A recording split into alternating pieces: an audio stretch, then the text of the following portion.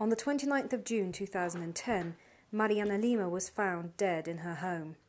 Her husband, who lived with her and had a history of domestic violence, told Mariana's mother Irenia that Mariana had committed suicide. But Irenia believes Mariana was murdered. Her body was beaten up. It looked very beaten up, and she had been bathed. The border town of Ciudad Juarez became synonymous with the murders of women when hundreds were killed there in the 1990s.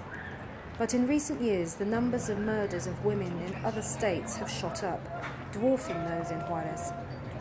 In Mexico State, on the outskirts of the capital, for example, where Mariana died, more than 1,000 women have been murdered in the last 6 years. During that period, Mexico's president-elect Enrique Peña Nieto governed the state. Officials put the violence down mainly to domestic problems.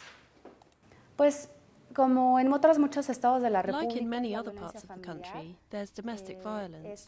There's also violence that can happen on public transport, but basically it's violence between partners and within families. Non-profits agree that domestic violence is in part to blame, but say it's used as an excuse to avoid investigating other deaths.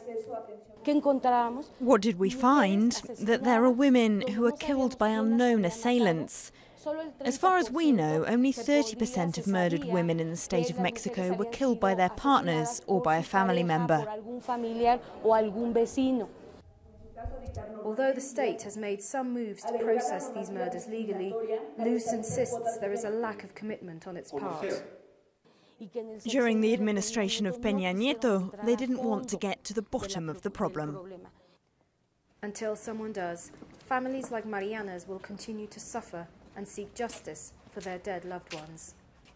We only come to see her on the anniversary of her death and her birthday.